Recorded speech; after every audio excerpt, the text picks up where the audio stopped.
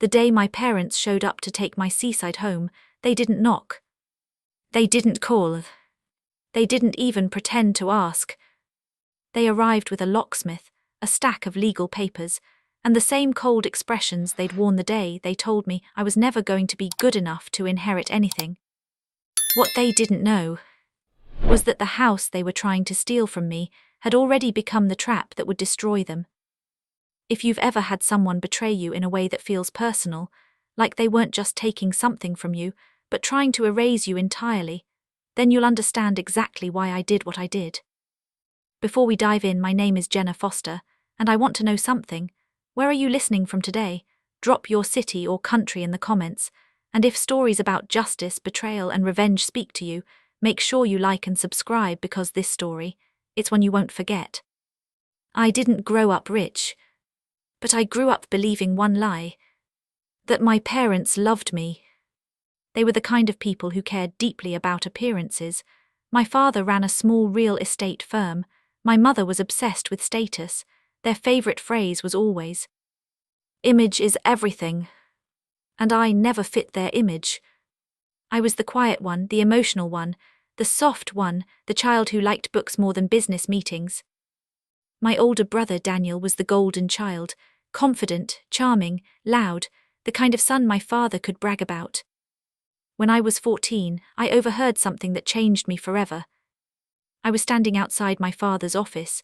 The door was slightly open. I heard my mother say, "Daniel will take over everything, the company, the assets, all of it." My father chuckled. "And Jenna?" A pause. Then my mother laughed. "She's sweet, but she's not useful." I remember standing there, feeling like my chest had collapsed inward. Not useful. That phrase followed me for years. I left home at 19, no financial help, no emotional support, just a quiet understanding that I wasn't part of their future plans. I struggled, worked 2 jobs, lived in tiny apartments that smelled like mildew and cheap detergent. But something inside me hardened. If I wasn't useful to them, I'd build a life where I never needed them again. And eventually I did. The Seaside home came into my life almost by accident.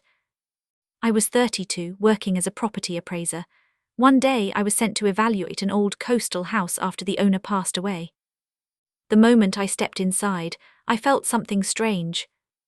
The air smelled like salt and aged wood. Sunlight poured through massive windows, painting the floor in golden streaks. And the ocean. You could hear it breathing just outside. Waves rolling in slow, steady rhythms. For the first time in years I felt calm. Like my nervous system had finally unclenched. The house wasn't grand, it needed work. The roof leaked in one corner, the floors creaked. But it felt alive. I bought it with everything I had. Every dollar of savings, every ounce of courage. And over the next 5 years I restored it myself. Late nights painting walls, fixing broken tiles, sanding old wood until my hands blistered. I poured my entire identity into that home. It became more than a property. It became proof. Proof that I could build something without them. Proof that I wasn't useless. I didn't speak to my parents for almost a decade. Not until the day they suddenly called. My father's voice was oddly warm. "Jenna, sweetheart, we should reconnect." That word, sweetheart, it made my stomach twist. But a small part of me still wanted their approval. So I agreed to meet. Big mistake. The dinner started polite. Then came the real reason. My father leaned forward and said casually, "We're restructuring family assets."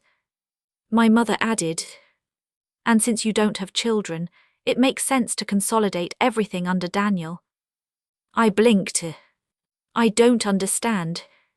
My father slid papers across the table. They were legal documents. Transfer of property. My Seaside home listed clearly. I felt like ice water had been poured into my veins. "You want me to give you my house?" My mother sighed dramatically. Don't be emotional, it's about family strategy. Family strategy. That house was my life. And they spoke about it like it was a disposable chess piece. I whispered, "No." Silence fell. My father's face hardened instantly. "You're being selfish." That word hit like a slap. Selfish. After everything they'd denied me. My hands trembled. "I worked for that home, you didn't give me anything." My mother leaned in, her voice cold. "We gave you life." Then came the threat. "If you refuse," my father said quietly, "we'll handle this legally." I didn't understand at the time what he meant. But I would soon. 3 months later, I received a legal notice. They were claiming the property had been purchased using funds tied to a family investment account from years earlier. An account I didn't even know existed. But they had lawyers, money, influence. I had fear. The court process drained me. Sleepless nights, panic attacks, constant anxiety. I remember lying awake listening to the ocean outside, wondering if I'd lose the only place that ever felt like home. My appetite disappeared, my hands shook constantly. I felt like a little girl again, powerless, invisible. And then the ruling came. Temporary possession granted to my parents pending full investigation. They could legally occupy the property. Which meant one thing. They could come anytime. And take it. The day they arrived, the sky was grey. Heavy clouds hung low over the sea. I heard the crunch of tires on gravel outside. When I looked through the window, I saw 3 black cars. My parents stepping out. A locksmith following them. And Daniel smiling. My heart dropped into my stomach. This was really happening. They weren't bluffing.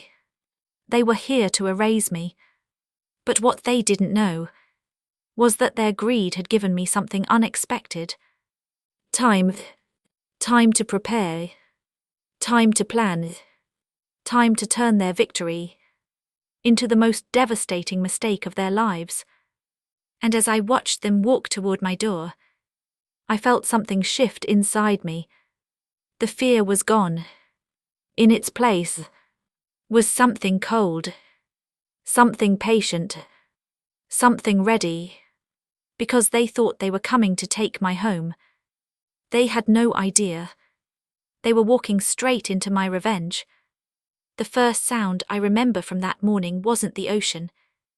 It was the metallic click of the locksmith testing my front gate. A small, sharp sound, but it echoed inside my chest like a gunshot. I stood frozen near the living room window, watching them move across the gravel path like they already owned everything. My father walked at the front, posture stiff, chin high. My mother followed, her heels tapping in that impatient rhythm I knew too well. And Daniel looked almost excited. Like this was entertainment. Like watching me lose everything was a show he'd been waiting years to see. My hands were trembling, but not from fear anymore. From adrenaline. From anticipation. Because they were about to walk into a situation they had never imagined. And I had spent months making sure of that. You see, after the court issued the temporary possession order, something inside me snapped. At first I cried. 4 days. I couldn't sleep, couldn't eat. Every time I looked at the ocean, I felt like it was slipping away from me. But one night, around 3 a.m., something changed. I was sitting on the floor in the dark living room, the only light coming from the moon reflecting off the waves. And I realized something. My parents had always relied on one thing. Control. Control through money. Through manipulation. Through legal pressure. Through emotional guilt. They didn't know how to deal with something else. Exposure. And for the first time in my life, I stopped thinking about protecting myself and started thinking about revealing them. Because here's what most people don't understand about powerful families. Their biggest weakness isn't losing money. It's losing reputation. And my parents had secrets. Secrets buried deep beneath decades of polished appearances. Secrets I had seen glimpses of growing up, but never fully understood. Until I started digging. It began with a single memory. I was 12 years old. I remembered my father shouting into his phone late at night. He kept repeating one phrase. No paper trail. Back then I didn't know what it meant. Now, as an adult working in property evaluation, I knew exactly what it meant. And suddenly, everything clicked. My father's company had always operated in grey areas. Undervalued property reports. Hidden ownership structures. Off-the-record transactions. Nothing provable, but enough to destroy someone if documented. And I knew something else. My father had always been arrogant. He believed no one would ever look closely enough to connect the dots. He never imagined his own daughter would be the one to do it. So I started investigating. Quietly, carefully. I spent weeks combing through old business records available in public archives, property registries, transaction histories, corporate filings. Patterns began to appear. Strange patterns. Properties bought through shell companies, then sold at inflated prices. Clients linked to my father receiving suspicious valuation reports. At first it was overwhelming. Thousands of documents. Long nights staring at screens until my eyes burned. But slowly, a picture formed. And it was worse than I imagined. My father hadn't just bent rules. He had systematically manipulated property valuations for years. Which meant fraud, tax evasion, possible criminal liability. And Daniel, he was listed as a co-director in several of the newer shell companies. Which meant he was tied to everything.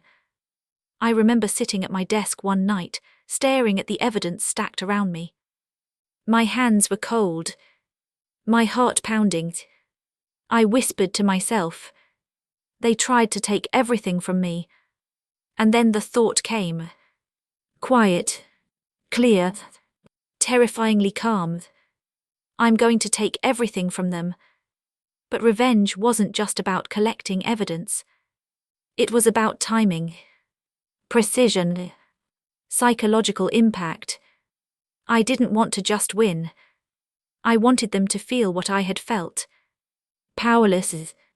Exposed. Cornered. So I made a plan. First I hired a lawyer. Not just any lawyer. A quiet, meticulous forensic legal specialist who handled financial crimes. When I first met her, she looked at the files I brought and said one sentence that sent chills down my spine. If this is verified, your father's entire empire could collapse. Hearing that, I felt something strange. Not joy. Not yet. Just relief. For the first time in my life, the power dynamic was shifting. Second, I set up a legal contingency. A clause. One my parents' lawyers had overlooked. You see, the temporary possession order allowed them to occupy the house. But it didn't transfer ownership, which meant something very important. I still had the legal right to conduct inspections, maintenance, and install security systems. So I did. Very thoroughly. Cameras in every common area. Audio recording systems where legally permitted. All perfectly within compliance. And documented. Because I knew something about my parents. They couldn't resist revealing their true nature when they thought no one was watching. Thirdly, I prepared the emotional battlefield. Because revenge isn't just about legal victories. It's about psychological impact. I left the house exactly as they expected. Warm, inviting, personal. Family photos from childhood still on the walls. My mother's old favorite vase placed in the dining room. my father's favorite leather chair still near the fireplace. I wanted them comfortable, confident, certain they had won. Because the higher someone feels, the harder they fall. Which brings us back to that morning. Standing by the window, watching them approach, my heart beating steadily now, not with fear, with anticipation. The doorbell rang, sharp, demanding, like they owned the place already. I took a deep breath, walked to the door, and opened it. My mother didn't even smile. She simply looked past me into the house. "Well," she said coolly, "it's time to hand over the keys." Daniel smirked. "Don't make this harder than it needs to be, Jenna." My father held out the court document. His voice carried that familiar tone of authority. "This is legal, you have no choice." For a moment I just looked at them. Really looked. And something surprising happened. I didn't feel anger anymore. I felt distance. Like I was observing strangers. People who had never truly known me. I stepped aside calmly. "You're right," I said quietly. "You can come in." They exchanged satisfied glances. They thought I had surrendered. They thought they had broken me. They walked inside. And as the door closed behind them, I felt the final piece of my plan fall into place.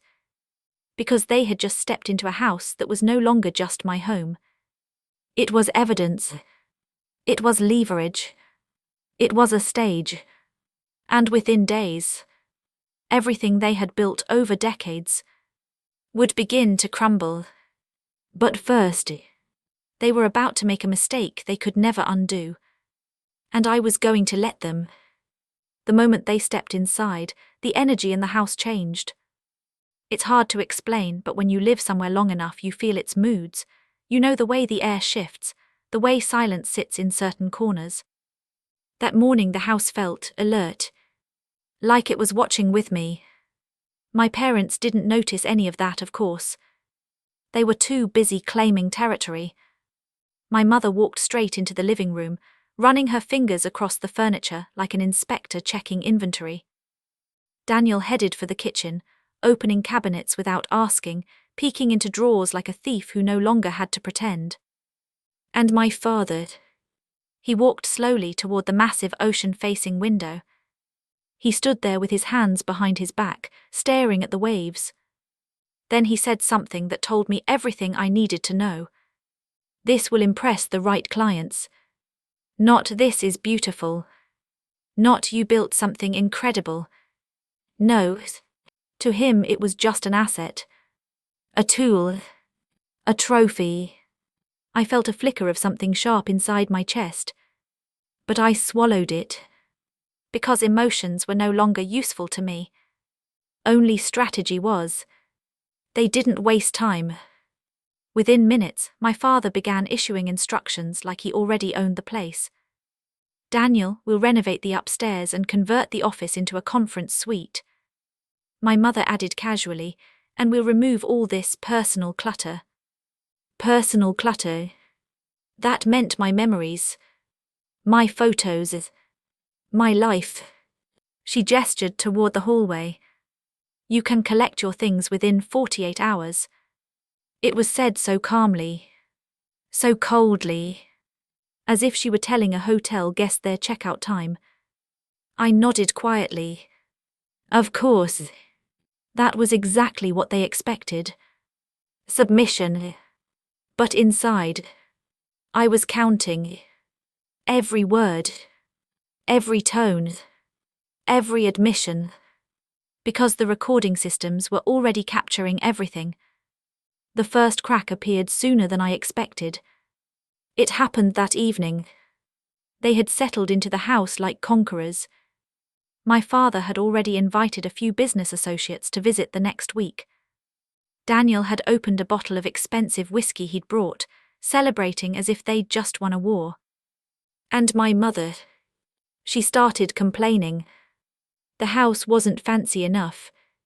The floors creaked too much. The ocean air made her skin feel sticky. I sat quietly at the dining table, pretending to sort papers while listening. Then she said something that made Daniel laugh. Honestly, I don't understand why she fought so hard for this place. It's not even worth that much. Daniel took a sip of whiskey and smirked. It's not about the house, Mom. It's about the land value. Once we redevelop, we'll triple the profit. My father nodded approvingly. That's the plan. We'll transfer it into the shell company next quarter. And there it was. An open admission. Intent to conceal ownership.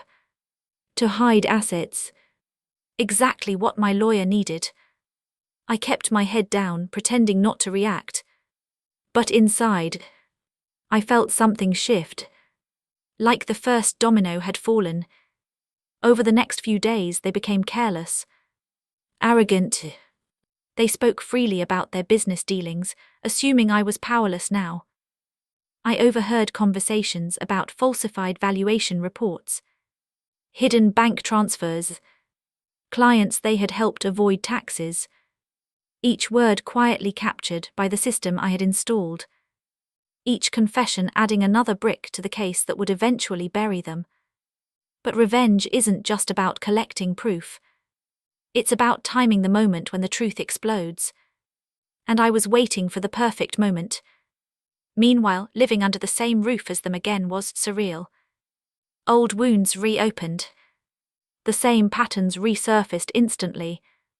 My mother criticized everything I did. The way I dressed. The way I spoke. Even the way I sat. One night she actually said, "You've always had such a small presence, you never command attention." I remember feeling that old childhood sting. That sense of being invisible. But this time, I didn't shrink. I didn't argue. I simply looked at her calmly and said, "Not everyone needs to be loud to be powerful." She rolled her eyes. But Daniel frowned slightly. Because for the first time, they sensed something was different. Something they couldn't control. The real turning point came on a rainy Thursday night. The kind of night where the ocean roars louder than usual. Wind rattling the windows. Rain hitting the roof in sharp, relentless bursts. We were all in the living rooms. My father was on the phone with someone from his company. He thought I was asleep upstairs. He thought no one was paying attention. And that's when he said the sentence that sealed everything. "Don't worry, the property transfer will go through before the audit starts. By the time anyone looks closely, the assets will be untouchable." I felt my heart start pounding. Audit. There it was. Confirmation of ongoing financial scrutiny. Which meant timing was critical. If I acted now, everything would align perfectly. That night I didn't sleep. I sat at my desk staring at the ocean, the darkness outside mirroring the storm inside me. And I thought about my childhood. Every moment I had felt dismissed. Every time they had told me I was weak. Every sleepless night I'd spent building my life from nothing. And I realized something powerful. Revenge wasn't just about destroying them. It was about reclaiming myself. About proving that the quiet, overlooked daughter had always been the most dangerous one. The next morning I made the call. To my lawyer. "I have everything," I told her. There was a pause. Then she said quietly, "Then it's time." That phrase sent a chill through me. Because it meant there was no turning back. Once we moved forward, my parents' world would collapse. Their reputation, their company, their financial stability, everything. And part of me hesitated. Because despite everything, they were still my parents. But then I remembered the day they showed up with the locksmith. The coldness in their eyes. The complete lack of love. And the hesitation vanished. Over the next week we prepared meticulously. Financial records were submitted to authorities. Formal complaints filed, evidence organized into airtight legal packages, every step coordinated carefully, because when the truth surfaced, it had to be unstoppable. Meanwhile, inside the house, they were planning a celebration. My father believed the final court decision would soon grant them full ownership. He decided to host a dinner party for investors, right there, in my home, to announce their new acquisition. When he told me about it, he smiled smugly. "You should attend," he said. "It will be a good lesson in how real business works." I met his gaze calmly. Oh, I wouldn't miss it. Because that night was exactly when everything would finally explode. And as I walked away, I felt a quiet, steady certainty settle in my chest. They thought they were about to celebrate their victory. They had no idea. They were about to witness the complete destruction of their empire. Right in the middle of the house they tried to steal. The night of the dinner party arrived with an eerie calm. The ocean was unusually still. No crashing waves. No roaring wind. Just a slow, steady tide sliding against the shore, like the world itself was holding its breath. Inside the house, the atmosphere was the opposite. Loud, busy, self-satisfied. My mother had transformed the dining room into a display of wealth. Crystal glasses, polished silverware, candles glowing in perfect rows. Daniel paced around checking his phone constantly, rehearsing what he planned to say to investors. And my father. He looked triumphant. I had never seen him more confident, which made what was about to happen feel almost surreal. I stayed quiet that evening, wearing a simple dark dress, blending into the background, exactly how they had always expected me to exist. Invisible, but inside, my heart beat with a slow, steady certainty. Every piece was in place, every move timed. There was nothing left to do except wait. The guests began arriving just after sunset. Luxury cars lined the gravel driveway. Men in expensive suits stepped out, laughing loudly, already impressed by the ocean view. Women followed, complimenting the house before they even entered. My father greeted them with theatrical pride. "Welcome," he said, gesturing toward the sea. "Our newest investment property." I watched from the edge of the room as he told the story. But not the real ones. Never the real ones. He spoke about strategic acquisition, about family consolidation, about future development opportunities. He didn't mention me. Not once. As if I had never existed. As if the years I spent building that house with my own hands meant nothing. And strangely, that didn't hurt anymore. Because I knew something they didn't. In less than an hour, every lie would collapse. Dinner began smoothly. Wine poured. Polite laughter. Business discussions. Daniel started presenting plans for redevelopment, using printed brochures he'd prepared. My mother smiled brightly, basking in admiration. My father sat at the head of the table, radiating authority. They looked so comfortable, so certain. And I realized something in that moment. They weren't just confident. They were blind. Blind to the possibility that I had changed. Blind to the idea that I could ever challenge them. And that blindness was about to cost them everything. The first interruption came exactly at 8:17 p.m. A knock at the front door. Firm. Official. My father frowned. He wasn't expecting anyone else. One of the guests joked, "More investors arriving." He stood up slightly annoyed and walked to the door. I followed quietly behind, because I knew exactly who it was. When he opened it, everything changed in an instant. 2 financial crime investigators stood there.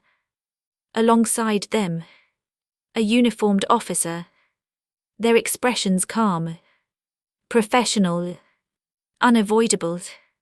My father's face froze. Yes, he asked sharply. One investigator spoke clearly.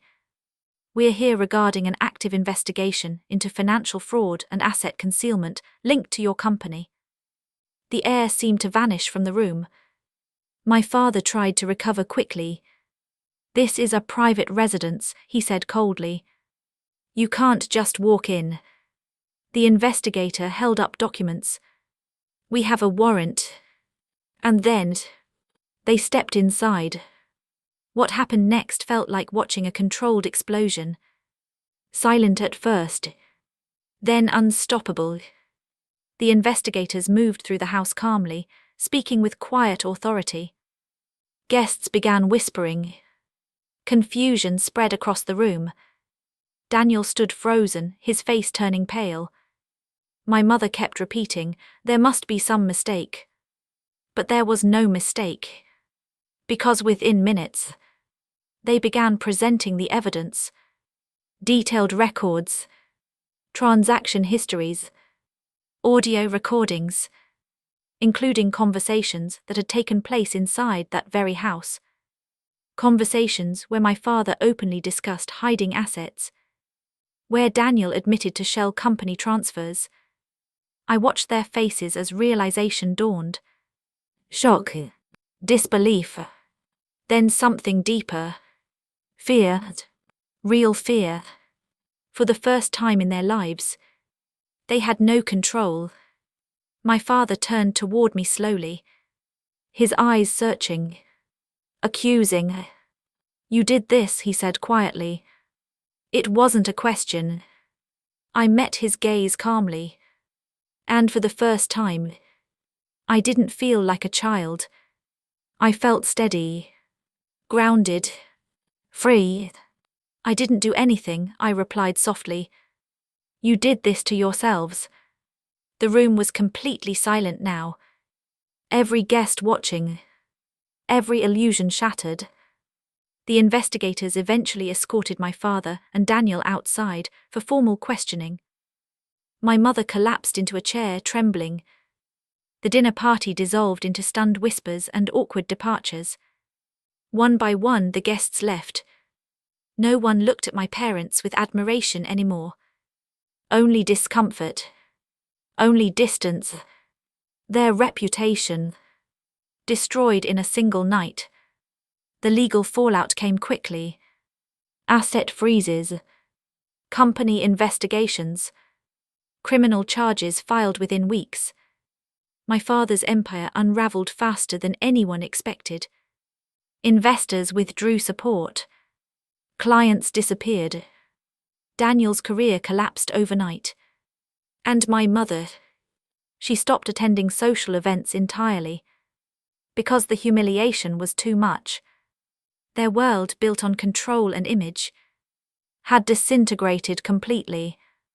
As for the house, the court case ended soon after, with overwhelming evidence proving their fraudulent intent. Full ownership was restored to me.